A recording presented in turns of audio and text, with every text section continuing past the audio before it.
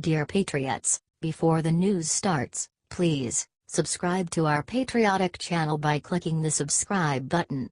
Give us a thumbs up to this video. Don't forget to leave your opinion below in the comments section. Share the news on Facebook and Twitter so you friends see it. Thank you. Bolton and Pompeo might unleash Trump on radical Islam.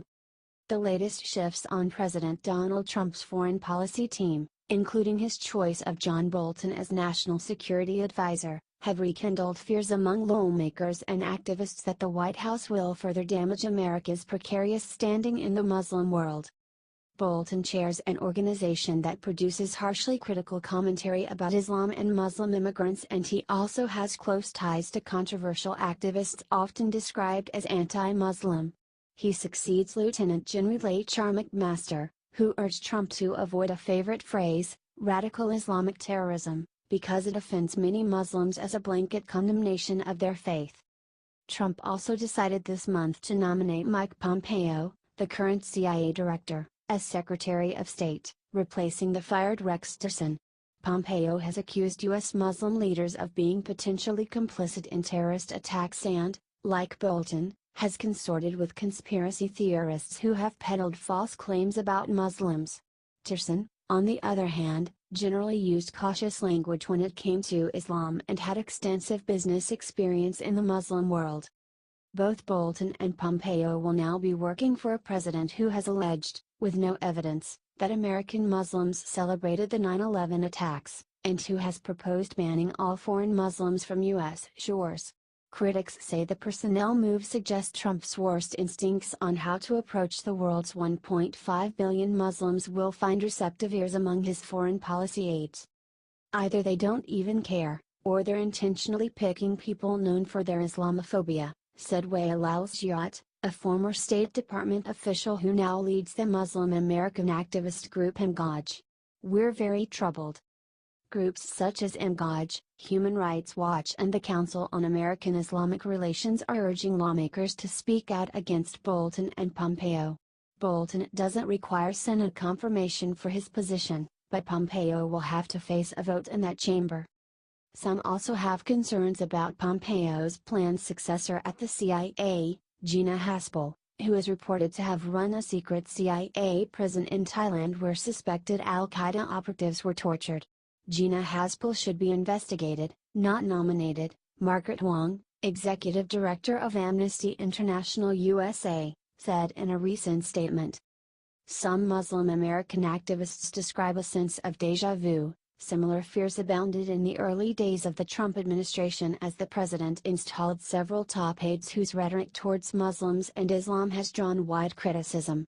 They included the National Security Advisor Michael Flynn, who once called Islam a cancer, political strategist Steve Bannon, who took a hard line against Muslim immigration, and Sebastian Gorka, who dueled with McMaster over the use of the phrase radical Islam.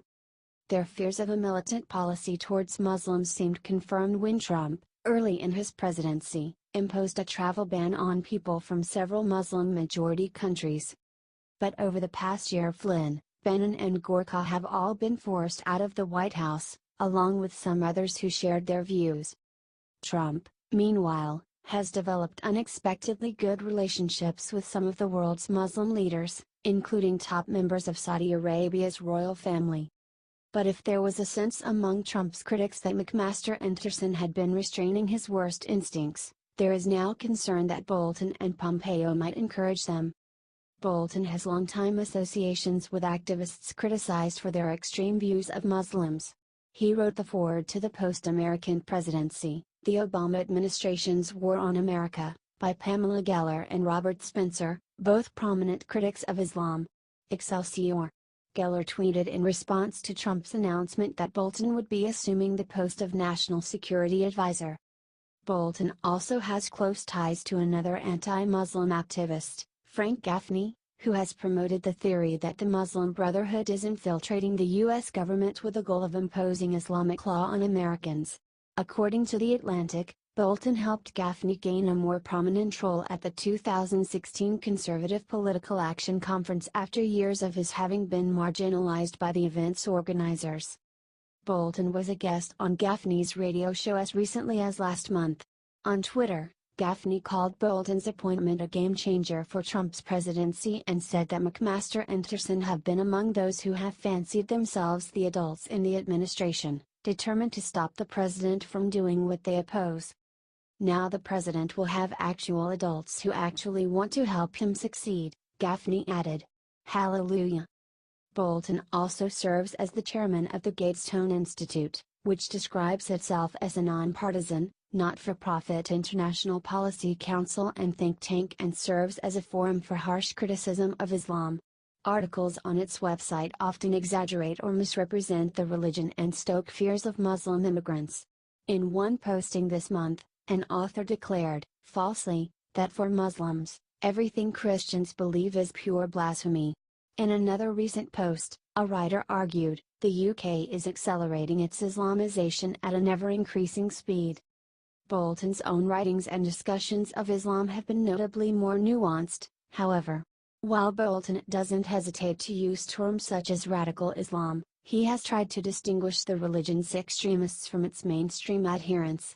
We are talking about politics and ideology here, this is not a question of religion, he said in one speech. It's actually Muslims themselves who have felt the worst effects of Islamic terrorism and who suffer under its rule. When Trump, on the presidential campaign trail, proposed banning Muslims from U.S. shores, Bolton called the idea completely wrong. That's just not consistent with our views about America and how we should operate, he said. A person close to Bolton said the former ambassador stands by his writings and speeches. The Gatestone Institute did not respond to a request for comment. Bolton's appointment as National Security Advisor doesn't require Senate confirmation, a relief for him because he has so many skeptics in the Senate, including some Republicans. When Bush named Bolton as his ambassador to the United Nations in 2005, he did so using a recess appointment to evade a Senate vote. Pompeo, however, is expected to face tough questions from Senator Bond during his nomination for Secretary of State. Many of those queries may focus on his past apparent support for enhanced interrogation techniques, or torture. Haspel already faces similar scrutiny, but his record of anti-Muslim comments and affiliation also is likely to come up. As a Republican congressman from Kansas, Pompeo in 2013 accused American Muslim leaders of failing to condemn the Boston Marathon bombings, saying their alleged silence has been deafening and that made them potentially complicit. Many U.S. Muslims denounced the claim as a false smear given numerous condemnations of the bombings issued by Muslim leaders in the U.S. and beyond. As a lawmaker, Pompeo fought to have the Muslim Brotherhood designated as a terrorist group and made numerous appearances alongside Gaffney. Pompeo also has ties to Act for America, which the Southern Poverty Law Center has said pushes wild anti-Muslim conspiracy theories, denigrates American Muslims and deliberately conflates mainstream and radical Islam. Pompeo was among the recipients of Act for America's National Security Eagle Award for 2016, according to the group's website. Act for America has always welcomed and included members and supporters of all faiths, who stand united under the same flag of freedom and support for Western values, Brigitte Gabriel, the group's founder, said in a statement to Politico. Mike Pompeo has been a clear leader in understanding the threats that America faces from rogue actors all over the world. While Pompeo's role as CIA director had already been of concern to U.S. Muslim leaders, they're even more worried about the possibility of him serving as Secretary of State. As America's chief diplomat, he'll be more in the public eye, more likely to meet with the leaders of the Muslim world and more involved in shaping U.S. foreign policy.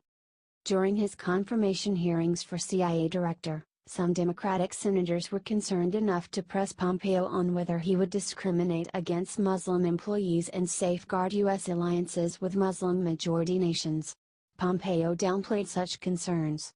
Discrimination against any employee based on their religion is deeply objectionable and will not be tolerated, Pompeo pledged in one exchange. Such rhetoric hasn't assuaged Pompeo critics like the Council on American Islamic Relations, which has also condemned Haspel's nomination to replace him as CIA chief. Those, like Mr. Pompeo, who have expressed Islamophobic views and have been associated with an anti-Muslim hate group, or like Ms. Haspel, who personally oversaw the torture of detainees, should have no role in our nation's government, let alone at the highest levels of policymaking, CARE National Executive Director Nat Awad said in a March 13 statement. These appointments have the potential to harm our nation's image and our relations with key players in the international community.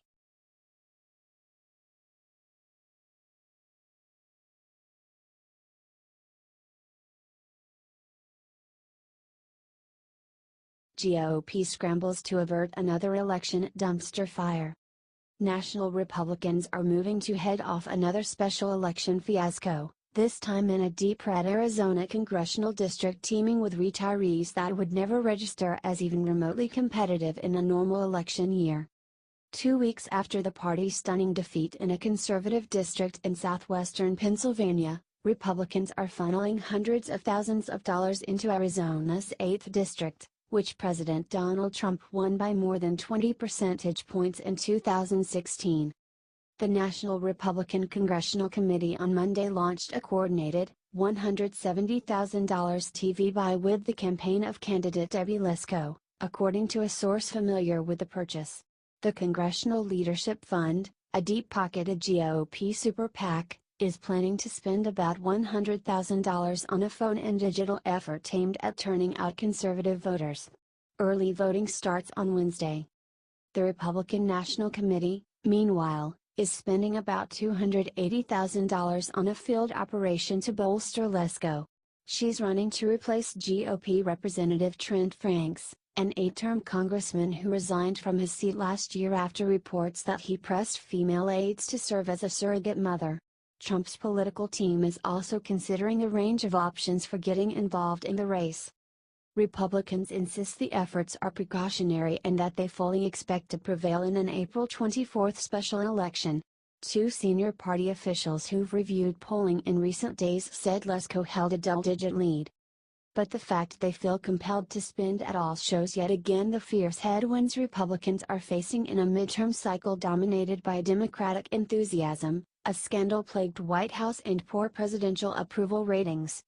This is a red seat, so they shouldn't normally have to spend anything on this race, but Republicans are on defense, said Mike Noble, a Republican pollster based in Arizona, adding that there has been a heightened awareness and sense of urgency after Conor Lamb's victory in Pennsylvania because you get in trouble when you're asleep at the wheel. Noble said he expects the seat to stay Republican, but the margin will be closer than it would be normally. Lesko, a former state senator, is running against Harold DePernay, a physician who's raised about $300,000 for her bid. DePernay has picked up some national support, including endorsements from former Arizona Representative Gabby Giffords and in Citizens United. The influx of national GOP help for Lesko shows that Republicans are obviously very concerned about losing this special election, said Jason Kimbrough, spokesman for DePernay's campaign.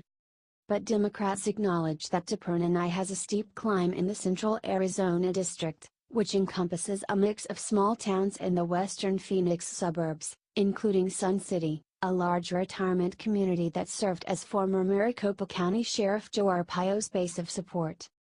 A poll conducted by the Democratic firm Lake Research for the DePernay campaign found that Lesko leads by 14 points, and that 59% of surveyed voters view Trump favorably. A memo accompanying the poll noted that DePernay must win over Republican voters by double digits.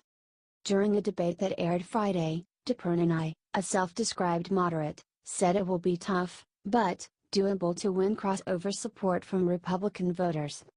Trent Franks did not have a strong Democratic opponent in multiple cycles, and we don't really know how a strong Democrat can fare, said DePernay, who cited her support for strong and secure borders as one of her moderate policy positions. But local Republican operatives predicted that she would struggle in such a conservative district, which favors hardline positions on immigration and other issues. The way that she has articulated her immigration policies hasn't been moderate because she's strongly against the border wall, and that's what people want here, said Brian Anderson, a Republican consultant in Arizona.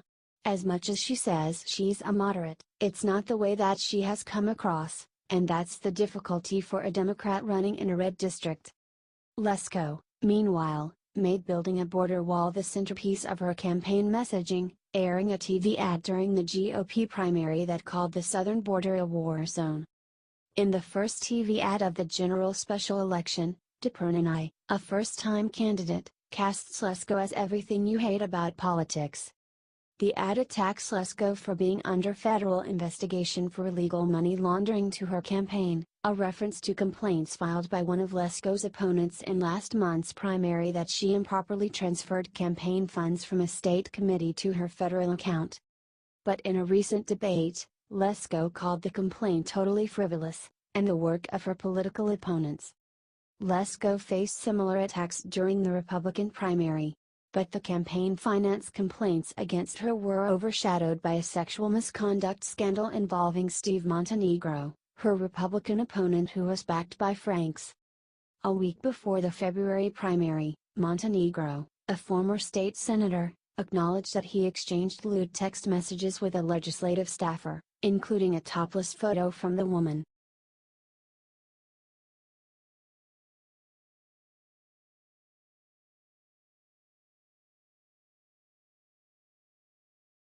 Poll Americans believe women over Trump on affair allegations. A majority of Americans believe the women who have alleged affairs with Donald Trump rather than the president's denials, according to a poll released on Monday. 63% of those surveyed in the CNN poll say they believe the women who have come forward with the allegations of extramarital affairs with Trump, while 21% say they believe the president and 16% say they have no opinion on the matter. The survey found that, overall, Republicans were more likely to trust in Trump's denials instead of the women, 41% to 31%, and that women put more faith in the allegations over the president, 70% to 54%. A majority of those polled also expressed support for efforts to free up the women who have reportedly been barred under non-disclosure agreements from discussing their alleged sexual relationships with Trump. 51% of Americans said the women should be free to discuss the affairs, while 41% said the so-called hush agreements should remain in place. The findings come on the heels of a highly anticipated 60 Minutes interview on Sunday with Stormy Daniels, the adult film actress and producer who said she had sex with Trump in 2006, an affair that the president's personal lawyer reportedly paid to keep quiet about just days before the 2016 election. The White House on Monday maintained that Trump denies Daniels' allegations. The president strongly, clearly and consistently has denied these underlying claims, Deputy Principal Press Secretary Raj Shah said at the Daily Briefing. The only one who has been inconsistent is the one making the claims. Karen McDougal, a former Playboy model, told CNN last week that she also had a sexual relationship with Trump before he took office and that she entered into a deal not to discuss it. Despite upheaval over Trump's reported romps with Daniels and McDougal, the CNN poll found that the president's approval rating had bounced back to its highest level since the 100-day mark of his presidency, with 42% approving of his job performance. 54% disapproved of Trump's handling of the country. The survey was conducted between March 22, when McDougal's interview aired, and March 25, when Daniels' sit-down was broadcast. Trump's approval rating, however, remains below that of all his modern-era predecessors at this stage in their first terms, CNN found. The CNN poll surveyed 1,014 adults on landlines or cell phones and has a margin of sampling error of plus or minus 3.7 percentage points.